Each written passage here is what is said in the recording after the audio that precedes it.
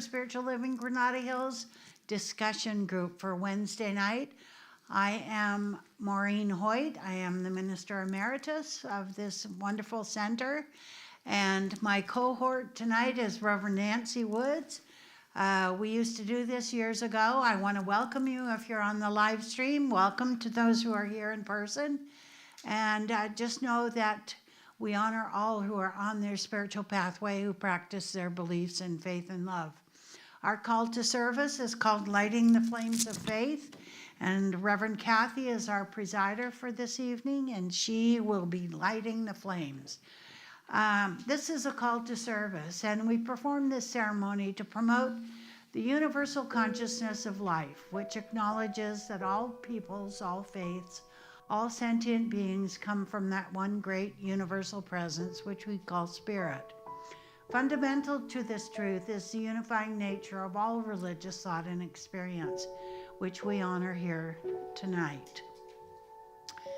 As Reverend Kathy lights the first candle, it is for the Tao, honoring the universal path of harmony and equilibrium, the natural way. We light the second candle for the shamanic traditions, honoring the beliefs and practices of all indigenous peoples, the way of primal spirituality. We light the third candle for Hinduism, honoring the path of knowledge, action, and devotion. We light the fourth candle for Judaism, honoring the ethical path of living by sacred law. We light the fifth candle for all forms of Buddhism, honoring the Four Noble Truths and the path of compassion. We light the sixth candle for all forms of Christianity, honoring the Christ consciousness as the path of love. We light the seventh candle for all forms of Islam, honoring the path of submission to the will of God as the highest calling. We light the eighth candle for the universalistic religion of Baha'i, honoring the path of unity and peace. We light the ninth candle for all forms of new thought, honoring the metaphysical path of mental healing through the practice of universal spiritual principles. The 10th candle we light for all those who are as yet unaware of the power and presence of spirit in their lives, and for the space we hold for them in our hearts and online. As Reverend Kathy lights the healing candle, please put silently into the light the names of anyone you wish to have experience the healing flame of God's eternal love.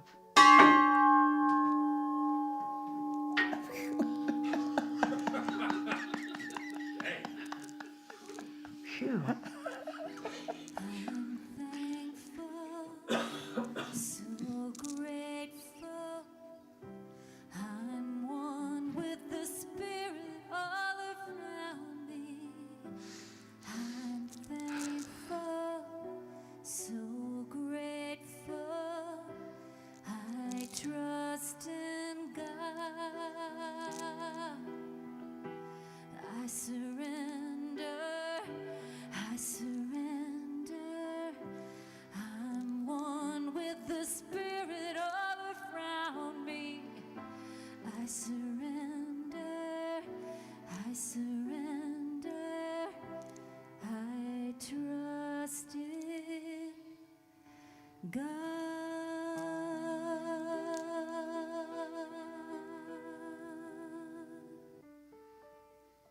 And so this evening, as I speak my word in the first person for everyone here and online, recognizing this one power, this presence, which is God, and that God is that perfect love and peace and trust, and I am one with God, one with that perfect love, peace, and trust. So I declare that this evening is a perfect idea in the mind of God. I am enlightened, and I just trust whatever comes up for me, the right questions are asked, the right answers are given, as I embody more of this spiritual principle of living the science of mind, and that I just have complete love and peace in every facet of my life. And so I am so grateful right now for this evening, for Reverend Dr. Maureen, for Reverend Nancy, for Renzen, for every single person here in person and online participating in this stimulating, lively discussion. And so with deep gratitude, I release my word to the law. I know it is so, and together we say, and so it is. Good evening. We are going to have our announcements before we get into this lively discussion. First of all, practitioners are available on Sunday for a 2-minute tune-up. So if you come on Sunday, any practitioner or minister will be glad to treat for you. Or you can find a licensed practitioner online at CSLGH.org. On Thursdays from 11:30 a.m. to 12:30 p.m., Nancy Shriver-Dyer does a Tai Chi class. Come and experience the benefits of added movement and flexibility. Thursday, 7 p.m., AA holds a recurring open book study. All are invited to attend. And a kindly reminder to everyone, Easter Sunday is April 20th, and we will just have one service at 10:30. Thank you, and I will now give the light and love to Reverend Maureen and Reverend Nancy. Thank you, Kathy. Thanks very much. So little ground rules. There are a couple of people who haven't been on Wednesday nights before, and last week Reverend Nancy and I filled in for Wayne McDonald, who could not be here. So we picked a longer essay to work on last week, and it got so animated that we didn't have time to finish it. So we're finishing it tonight. So anybody who's online who might have heard the discussion last week, this is a continuation of it. In order to be heard online and when you share, I'm going to hand the mic to Brian Ridgely, if you'll keep that close by you so that you can help pass that around when it comes time to do that. Use the microphone if you have something to say. That way the people on the live stream can hear what it is you're asking or what it is that you're sharing from your own particular brilliance. So we are actually starting on page 44 tonight in this little package that you've been given. If you brought your stuff from last week, that's wonderful. If you didn't, there are copies there on the chair beginning this week. So last week we talked about the difference between belief, faith, and then the additional part was prayer from last week.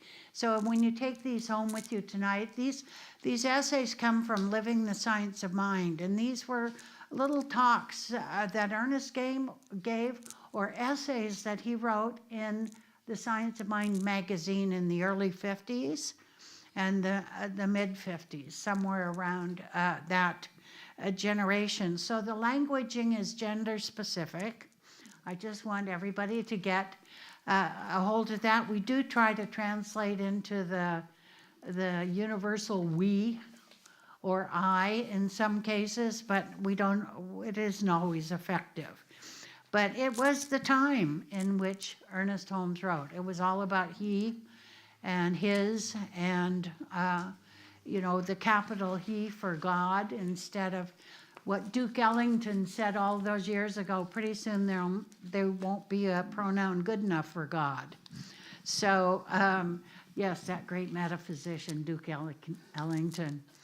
There's some people that you would never believe that were metaphysicians. And one of them is Buddy Hackett. How many people know about Buddy Hackett? Yeah, he belonged to Founders Church in Los Angeles. And Duke Ellington did attend there when he was here. Oh gosh, Is This All There Is, the song?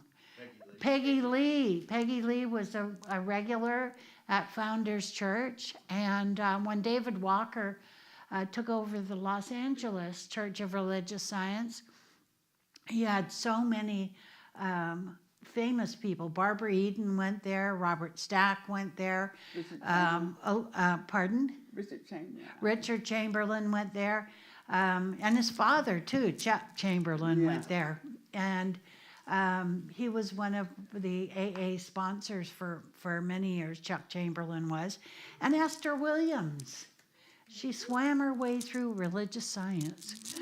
So, okay. So, you want to do a recap on last week a little bit? I Yeah? was getting ready to say. Not too long, but so we can get the other four pages. I thought your joke would be the best one between belief and faith. Come on. I've my favorite joke, and I made this up myself. The difference between belief and faith. If you're at the circus and you see the guy pushing the wheelbarrow across the high wire, you believe he's going to get from one side to the other without the wheelbarrow falling off or him falling off, right?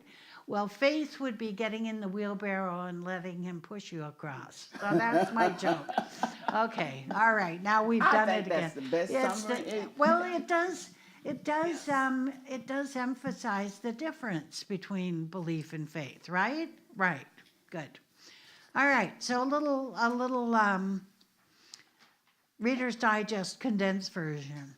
Yeah, but because prayer is communion between you and your spiritual self. And that's one of the things that he really emphasized.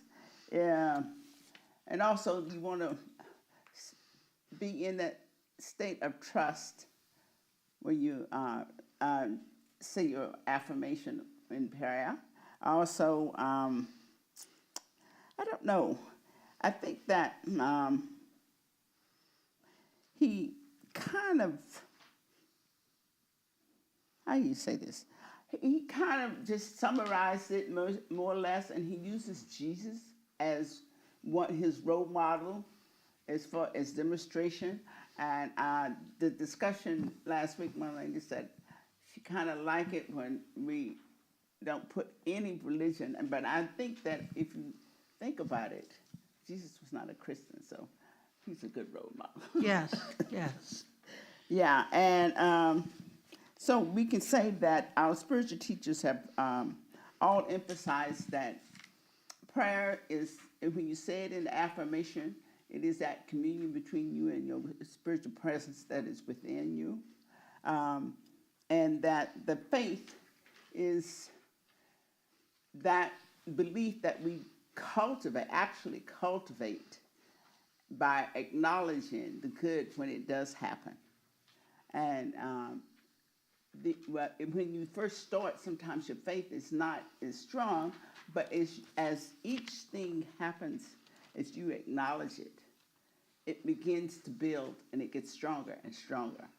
And so you want to build your faith. And I think that most of the things tonight kind of re-emphasizes a lot of that. So prayer and belief, and it is done unto you according to your belief. We really, he emphasizes that the belief system, how we believe is what is happening out there. If you want to know what you believe, look at your life.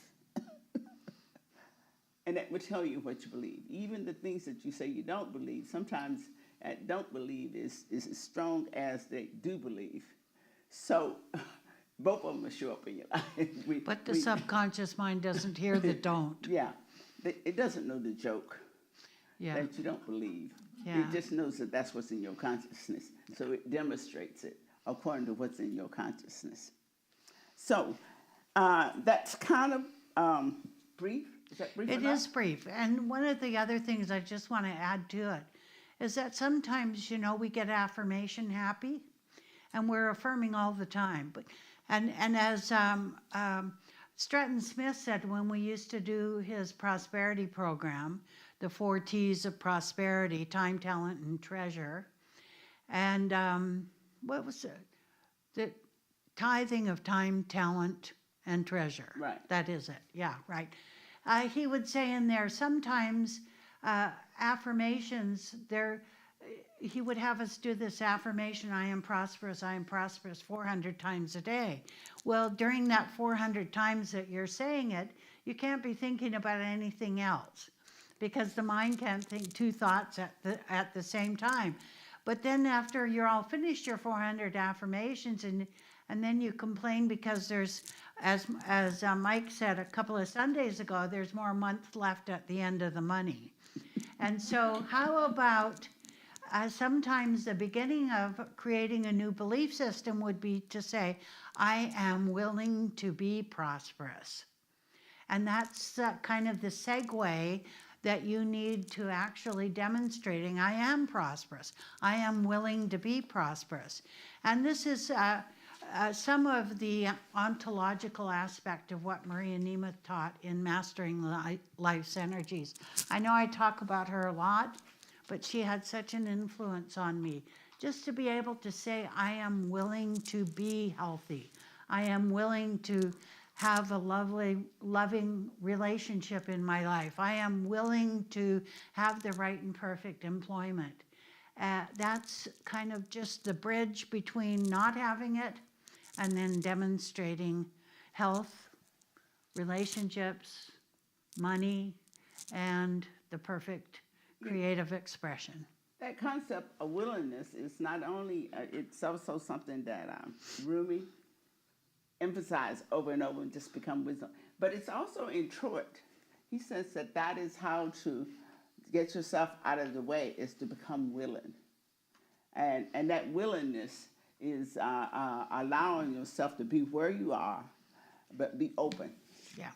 So willingness comes from within. Motivation comes from without. You know, that's why people who go and walk on hot coals with Anthony Robbins after the long weekend with him, by Wednesday, they're right back to square one, because he's a motivator. But if we're not motivated to be willing to make a change, then change doesn't occur in our lives. That's basically what Troy was trying to say to us all the time. All right. So Nancy, starting at the top of page 44. Perhaps by fasting and prayer, Jesus meant such a complete consecration of the idea that the creative genius of the universe passed immediately into self-expression through man's imagination. That is a heavy statement. And I really, well, let's go ahead and read it. Right, take up. That's such a powerful line, because everything begins with an idea. Mm-hmm. Everything's created twice. First as an idea, then in form, right? Exactly. Yeah. Yeah. Such a high altitude of thought could not be described other than by using the symbol of fasting and prayer. And possibly that is why Jesus used it. Suppose we call fasting a determination to release further contemplation of the negative. Refuse further Or contemplation. refuse Yeah. further contemplation of the negative.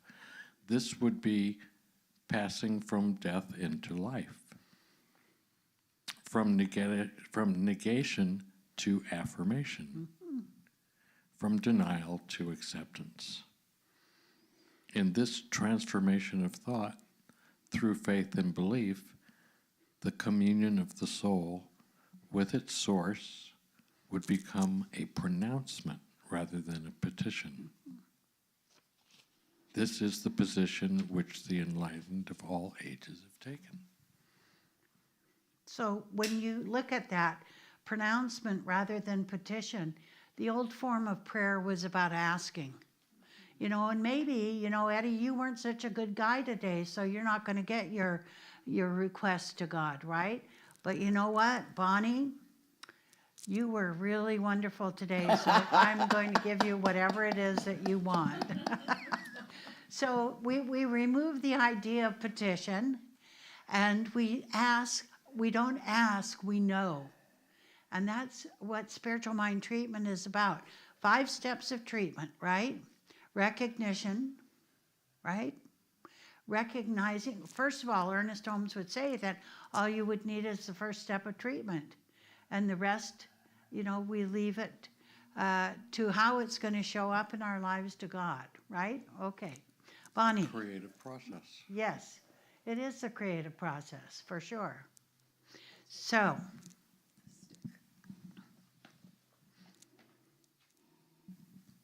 If a person feels that the act of physical fasting is necessary to the consummation of such a devout communion, let him fast, and no person should be so rash as to deny him this privilege.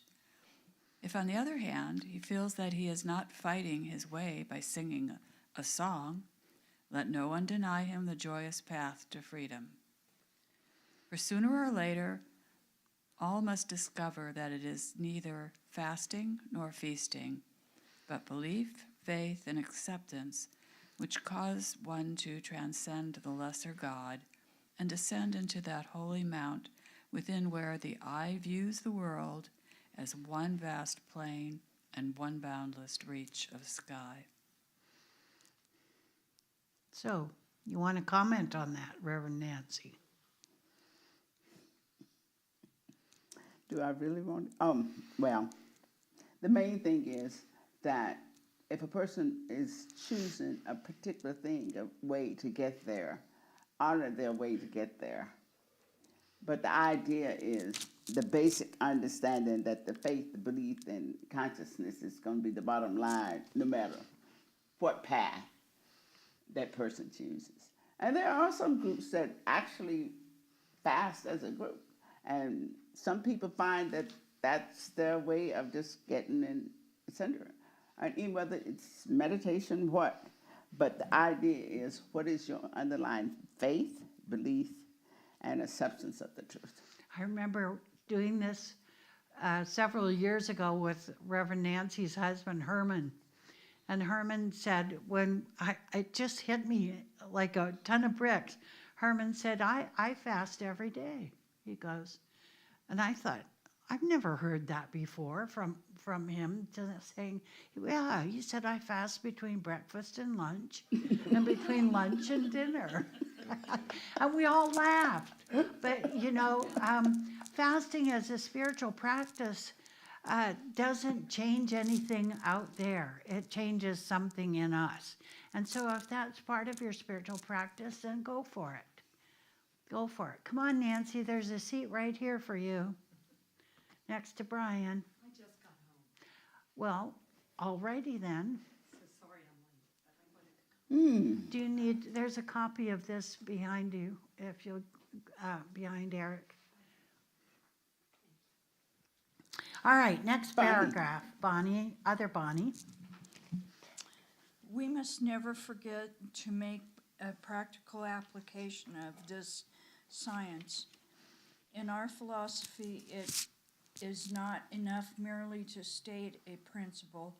We must apply such a principle to our everyday living, and wherever a need appears, we must meet it, not by accepting the inevitability of such need, but by affirming its exact opposite. The need is met when we no longer recognize it as a need. Wait, did I? Yeah, No, that's good. But But seeing, But seeing through the envision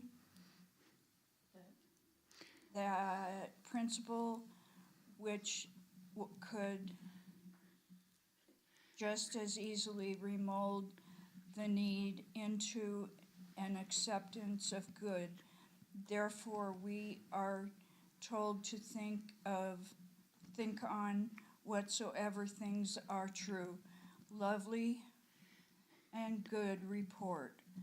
We should dwell on these things rather than on their apparent opposites. let me just point out something really quickly. These are transcribed, and if somebody was editing and proofreading this, that sentence needs some help.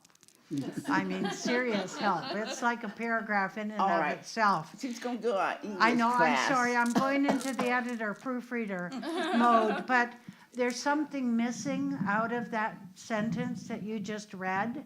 And I'll have to think about it, and if I see you on Sunday, maybe I'll tell you what I discovered, that it's as good as the person who transcribed the essay, or who put it into form in this book. So, Nancy, you want to talk about that, or shall we move on? No, let's just move on, because this one, I think we can come back. So you have a comment, pass the microphone, please. Oh, thank you. I have issue, I think, with the opposite. If you see something that you don't like, think the opposite and start your affirmations. And that's never really worked for me. Well, what works for one person may not work for another. Yeah. I mean, that's, So that would be, in essence, a denial step of treatment. Many times in the affirmation or realization step of treatment, that Craig Carter, who was a protege of Ernest Holmes and a contemporary of Ernest Holmes, who wrote 3 books on prayer, he spoke to the fact that sometimes in a spiritual mind treatment, when you can't readily affirm for yourself what it is that you truly desire to experience, because there's something in the way, a historical perspective or an idea that we grew up with. You know, I grew up with parents who went through the Depression, and so it was always make do or get by. And so I came to the science of mind to find out how to overcome that programming that I got from my parents. And the denial step of treatment was very effective in changing my consciousness until I could actually affirm that I have a sense of wealth. I am willing to be, where I am willing to be wealthy came in, or I'm willing to demonstrate prosperity in my life. So is that close to what you were talking about? No. the denial step is a challenge to the appearance. It's not an opposite. The opposite is the desirable conversion of what you're experiencing that may indeed be noble, but the denial is the pushback, if you will, releasing of the control of the symptoms that are acting on you, apparently. So it's focused on the problem. So could it be both and not either or? Well, I think that the opposite is different than that. You know, I'm not saying that you got to choose one or the other. What I'm saying is that that's different, and the opposite is significantly opinion. So as human beings, we live in the pairs of opposites. Oh, sure, That's life. sure, That's life. yes. So I guess I'm not quite clear. Are you saying that you can only do treatment in,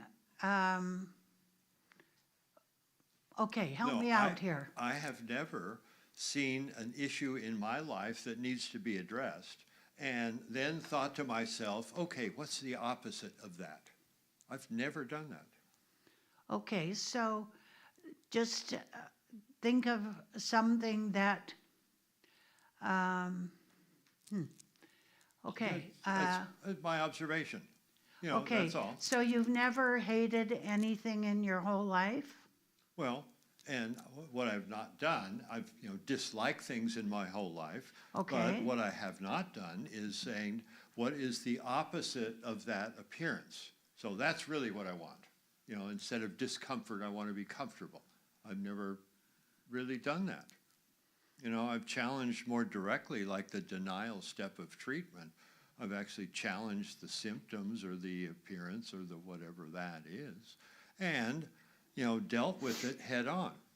You know, I was sitting here thinking if in myself have I ever did it. I think that where I would say that I probably have stepped into that role is that if I was know that I'm judging someone, I would go on the other end and tell myself to step into the role of compassion as a matter of shifting my thinking. Because sometimes when I'm in judgment, it's because I don't necessarily agree with that, you know, and I'm getting, you know, and I'm in that judgment. Well, then when I'm in the judgment mode, I'm not doing anything to that person. That's like, Well, and hitting, still, you're, I'm hitting myself to punish that person. Sure. So I will tell myself, okay, let's go into the idea of compassion. well, and that's not the opposite. What you're doing is It's dealing not with. the opposite of just. Well, if you're, get somebody that is, misbehaving and affecting So you. tell me what you think are opposites then. Well, I'm not sure. what comes to mind is somebody that is being obnoxious in your presence or a disturbance in the larger group. And the opposite would deal with that person. The compassion, the allowance would allow that to be released within you. So we're talking about the same thing Nancy's talking about. Okay. I'm Yeah. we're going down that same road. It's semantics, Eric. It's semantics. Not everybody has the capacity to make that connection in one's own mind. And so the pairs of opposites in the human experience, some days are good and some days are not so good. Okay, but if you're convinced that even the not so good days are good days, then sometimes people would look at us like we were somewhat delusional, right? So moving forward, maybe the rest of this article or this essay will clear something up for Yeah, you. So I hang think on it to that will. for just a second, okay? Yes. I wanted to go back when you made the comment about growing up where the tone was, we'll just make the best with this and this is Yeah. what we get. Yeah.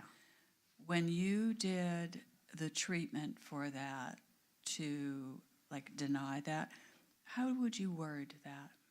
Like Well- to get rid of that imprinting that we sometimes carry in us. Okay, so first of all, it's a structure of knowing that I had, that I grew up with, okay? Yes. But I didn't know I had that structure of knowing until I came to the science of mind. And so I couldn't do anything about it until I knew that I had a structure of knowing. And when I knew that I had that structure of knowing, I brought it to a conscious level so I could shine a conscious light upon it. And now I am willing to be, the first prosperity workshop that I ever went to was with Edwene Gaines in person. And you haven't lived until you've experienced Edwene Gaines. When Eric and I were at Simi Valley, she came and did a workshop with us. And the woman was just, she's from, where is she from? Alabama or someplace in the deep south, yeah. And so she spoke with that southern drawl kind of thing. And she would stand up there and she would say stuff in her little southern drawl, and she would say, well, bless your heart, when someone would stand up and ask a contrary question. And then she'd go on and sock it to them. I mean, literally sock it to them and say, what's standing in the way of your change is your inability to see things from a different perspective. It's like, it's not either or for the most part, it's both and. Because we live in the human experience, it is the pairs of opposites. There is some sense of duality sometimes. At the level of spirit, I am wealthy. I am wealthy beyond measure. But to deny that I have feelings about that are contrary. When my mother was dying, she was all wired up. She had had an open heart surgery, and she had a massive heart attack during the open heart surgery. and they knew she would not survive, right? But I couldn't do the treatment for her because I saw her as infirm. I saw her as compromised. I saw her as like, as though death weren't the ultimate healing, but it is the ultimate healing, right? And she would be free of all her aches and pains and her illness. But I couldn't see that. So we invited Dr. Dennis Merritt Jones to come and do the spiritual mind treatment for us, because I had a brother and 2 sisters who were there with me at the time. And when my mother was sort of semi-conscious, she was a knitter, and she was, her eyes closed, and she's sitting there knitting, like she's knitting a sweater or something. And the minute I said, Dennis, well, first I won't say what, yes, I will say it. My mother said, who's that little short shit down at the end of the bed? And I said, that's Reverend Dennis. He's come here to do a prayer for you. She stopped, she put her hands like this, and she stopped knitting. And she was literally not conscious, but when she heard that she was going to be prayed on, she put her hands in the Catholic prayer position, right? Or any prayer position for that matter. And he did the treatment for us, for the acceptance of what her condition was, for, not denying the condition, but denying the power her condition had over us. And it was the most beautiful thing, and we went away feeling like we could deal with this with our mother. And funny part of it is they took her off life support, and she didn't pass away until 3 days later.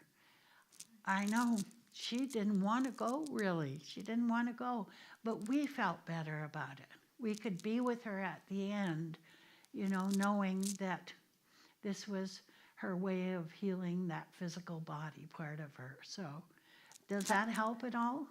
Yeah, good. She had to keep going to finish that sweater. Yeah. But did you understand, I think your question was how would you do the treatment, but you Yes. understand that the treatment,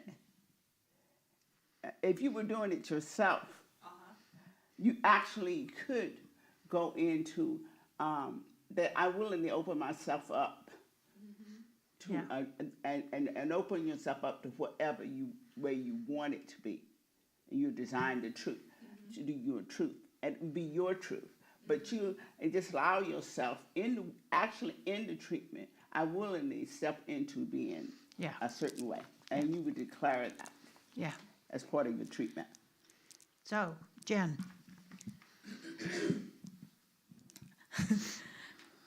To put this into practice should be the desire of every sincere seeker after spiritual truth. He must come to believe that there is such a divine power awaiting his use.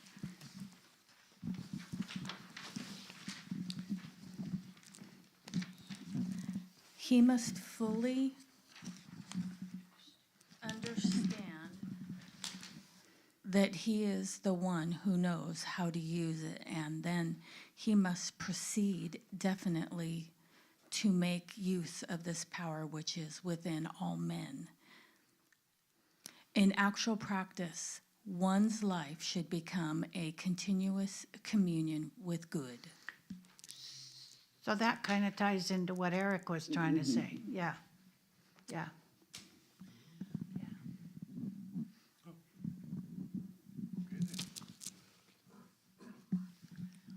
One's mind should be continuously acknowledging the presence of good and the power of good in one's experience. A practitioner should acknowledge the power and presence of this good in the experience of the one who he seeks to help. For the acknowledgement of good is a creative act making possible its manifestations in human experience. We should fast from the idea of lack and feast on the idea of plenty. We should fast from the idea of poverty and feast on the belief in wealth, and most surely we should abstain from the contemplating uncertainties and enter into a long and eternal period of feasting upon certainty. And when the world cries, "Whither goest thou?" something within us should answer, "We know in whom we have believed." So believing in the power and presence of Spirit in our lives. You know, that the how is not up to us. The how is up to God. And so sometimes I think we have control issues. And we think that if we could just do this, or we could just do that, or we could just do the other thing, and then we agonize over a situation in our lives where really we need to surrender it to a greater idea. And surrender has a bad rap. You know, it's like giving up. No, it's giving up to a greater idea. Surrendering to a greater idea of good in our lives. You know, we focus so much attention on what we don't want that when we do actually get to the point where we've figured out what we do want, sometimes the don't want gets in the way. The don't want gets in the way. And we think to ourselves, well, that'll never happen. You know, there have been times, thank you. There have been times when I'll do a spiritual mind treatment after my meditation in the morning, and I walk down the hallway and I think to myself, well, I hope that works. And then I have to turn right around, get back in the chair, and redo the treatment because the lack or the fear is in me. And so I have to go into a new treatment about knowing the truth for somebody else sometimes isn't always easy because the appearance are so much to the contrary. And yet, like I said again, my mother's healing was her passing away, was her death. And that, of course, is the ultimate healing. Yeah, sorry. I'm blabbering on here. Eddie. Last night, we went to go visit a woman who's in the hospital. She's about ready to go. Put it close to your mouth. So. She's about ready to die. And she was there with her daughter. And what happened was the daughter had told me the history that they had between them. And it wasn't good. It was like at the bottom of the barrel. But when we left, because both of them were in some kind of recovery, my friend turned around and said, you guys go ahead and leave. I got to go make sure I turn a good channel on for my mom so she could have something good to see. And let me tell you, it was at the bottom of the barrel. The worst of the worst. And to see that really just lifted my spirits and stuff. You know, I was saying both were connected. Yeah. They were both connected to forgiveness. Unbelievable. When they talked about the beginning here about the death, Yes. and the fasting, I'm on my way out the door. I should die like pretty soon, and it didn't happen. I got lucky, if you want to call it that. Somebody else died, and I got an organ of that person. And I've had it for 16 years. Ooh. Fasting is when I didn't know I was going to get it. I didn't make it a big deal. I would say to myself, I've already been blessed. I have nothing to cry about. Yeah. I got sick. I swole up. Bacteria was all in my body. I had to go to the hospital. They took it out. Put me on antibiotics for 30 days. 30 days went by. Before the 30 days finished, they told me I was on a liver list. When I came off that medication, I got a liver. I didn't have to wait like everybody else was waiting. And I'll never forget standing to the guy that was going to get the liver that was originally for him. We're both signing papers. And then they came and tapped me and told me, you need to get going. Boom. Yeah. I'm on my way to get a new liver. The reason I got it, because the liver was little and unlittle. The guy was big. So it paid off being little that day. Beautiful. The Yeah. fasting, that's the most important thing, because it's talking about that in here. Yeah. And we're not, you get a benefit from that. Yeah, there's an interesting story behind my brother. I always joke about, we have 3 ministers in our family. My older sister, Donna, is a unity minister. I'm a religious science minister, and my brother's an Amway. But what they do, and the reason I joke about it is because they do this thing in Amway for all of the people who sell their products, and it's a very spiritual organization. And they do a distraction fast. No TV, nothing except music on the radio, no newspapers, no internet, no, that kind of a thing for 30 days. And that's a way of fasting too, We could fast from the distractions and live a much calmer life if we did. But I just want to mention to you, Ernest Holmes says, we don't deny the condition, we deny the power the condition has over us. And you, Eddie, are a walking demonstration of his philosophy that a pill and a prayer. We're not Christian scientists, we are religious scientists. And so, take the pill, but also take the prayer. And some way, somehow, that message got through to the Creator, and here you are today. And to this day, I'm still dodging bullets. Okay. No. A month and a half ago, me and my wife were going to eat. All of a sudden, I'm talking to her, and then the words don't come out. And I go, uh-oh. And I look like to my right, and I'm seeing all these houses, and everything's coming on like it's LSD trip. And the next thing I know, I'm at the ER at Kaiser Permanente. Yep. 2 back-to-back, diabetic, coma, back-to-back. Oh, I shouldn't be here sitting with you. And I came out of both of them.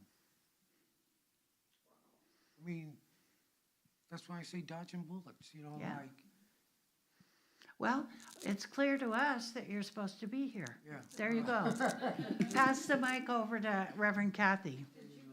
No, go ahead. Okay, and what does this all mean other than that we should learn to have confidence in life, believe in the eternal goodness, and to accept the divine bounty? This transformation of thought from negation to affirmation is seldom instantaneous, so one must maintain a flexibility of thought, being willing to bend somewhat before the storms of life, but refusing to break. One's thought should have an elasticity which permits it to spring back into place, but it cannot do so unless it is first fully convinced that it does know in whom it has believed, unless it is completely convinced that the universe is a spiritual system governed by a beneficent consciousness. Whoa. Nancy? This really is significant to me because I think that when we do treatment, and if we know that the outcome is dependent on the divine presence and we trust it, I don't get caught up in something I didn't do or something I was supposed to do and I missed. And so those limiting thought pain, and this is really, we know that the outcome is the divine's work. It's that subconscious, and you know it's going to happen. So looking at something that is not totally there instantly when it after the end of the treatment is kind of, you can relax with it because you can trust that divine presence is going to deliver it. So you let go and allow yourself to go into the moments of waiting, or the steps of just relaxing and knowing that it's going to happen. And I was thinking that there's a certain amount of trust that Spirit has got your life. And so you can go into those moments and you can have those scares, but we relax and let the idea that spiritual presence is doing the work. So would that mean, for instance, about instead of trying to make something happen, we let it happen? Let it happen. Yeah. And let it unfold as it will. Yeah. But that trust and that faith is the key component there. Yeah. Trust is a big thing. Yes. Yes.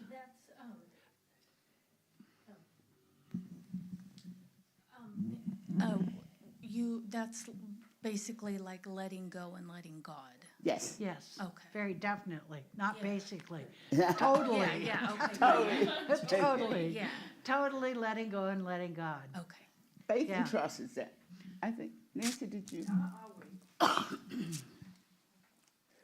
This greater vision seldom transpires in one flash of consciousness, although it may do so. More often than not, the ascent from our valley of negation to the mountaintop of realization is slow. But each step on the road entices us with the enchantment of a new vista and judging from past experiences and former transformations. The pathway upon which we travel leads to the summit, and we press on with joy. Yes. Yes. Read the next one.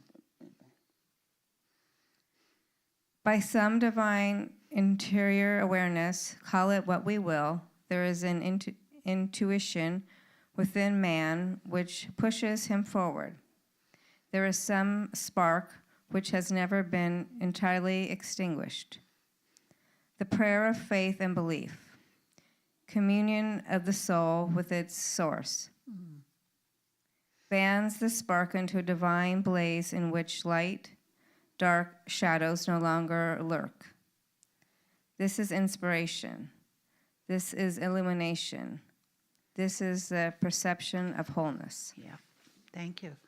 Would you pass the microphone to Nancy, or meet halfway? There you go.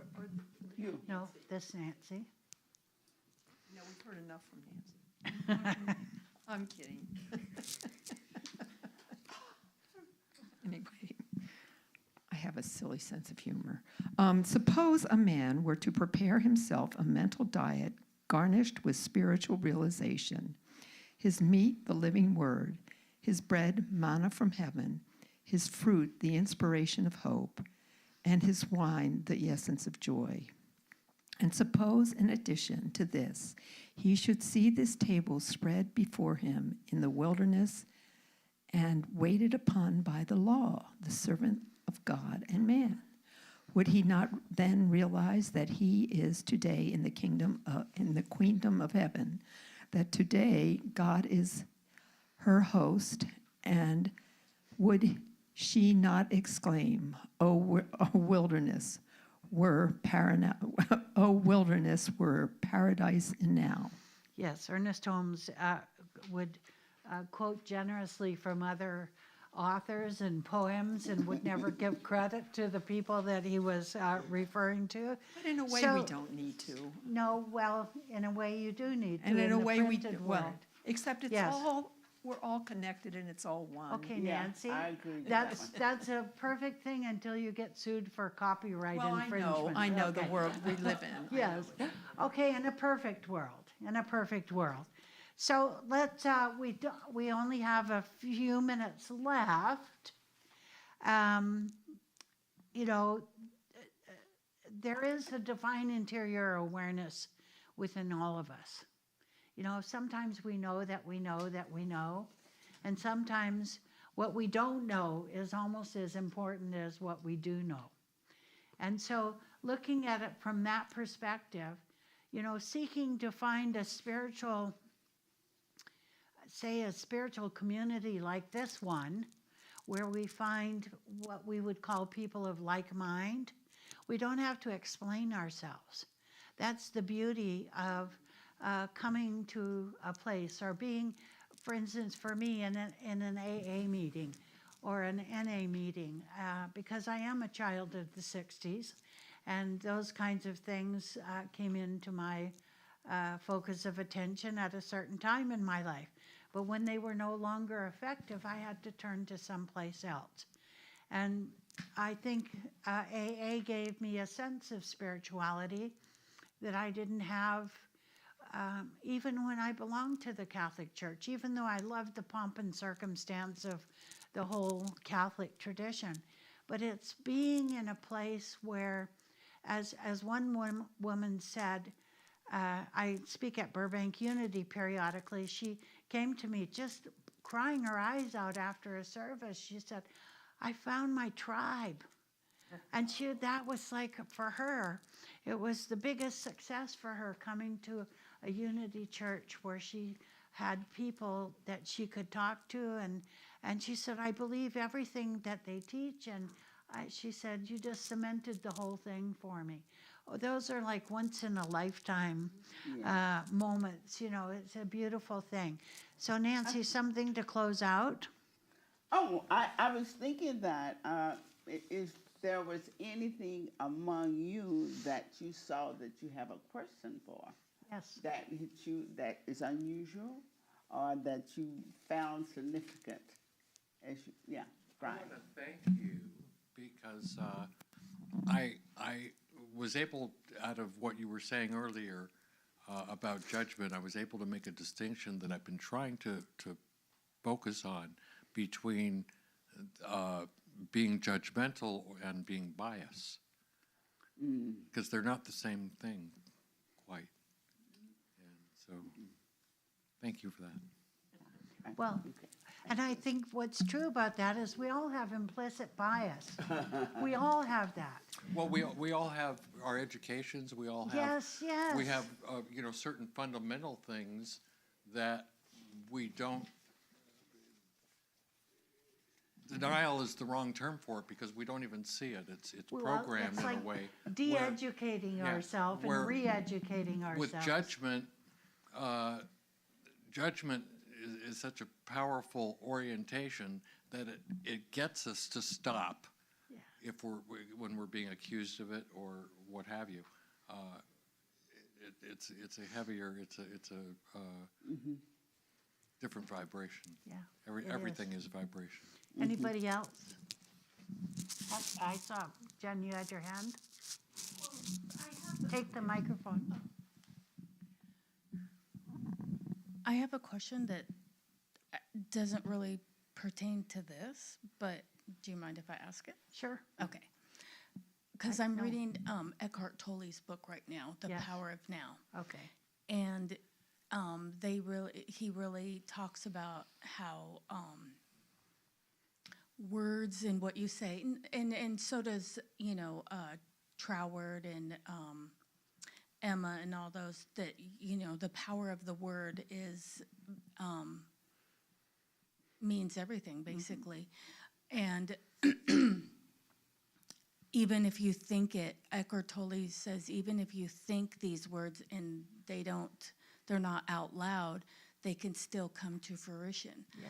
Now, my question is, what about songs that you're singing that have to do with, like, country music, like, My horse ran away and my dog died, and all this, and you're singing these songs and everything, and am I gonna So if it's just a random thought, let's say, okay, random, Okay. it goes in and goes out. We think roughly 60,000 thoughts a day, right? Do you remember every one of them? No. No, I don't. So the thing about Ernest Holmes talks about if it's done with repetition and emotion, those are the words that sometimes fester inside of us and create a disease of some sort in the physical body. So you don't have to worry about just a random thought. But if you keep repeating the same thoughts over and over again, it might be time for you to chat with a practitioner and see how you can remedy that Okay, situation. like singing the same song over and over Yes, again or yes, whatever. yeah. Okay, just because you like it or whatnot. Yeah, really. Find a new song. That's Maybe I easy. should start listening to more positive music instead of Yes. You know, I was listening to Redemption Song this morning. Don't talk without the microphone. We're still on. But we're finished, actually. Let's finish it up so we can close it out. Nancy, hold on to your thought for a second so we can just let Renzen take his. thank you. Thank you, Renzen, so much for being here tonight.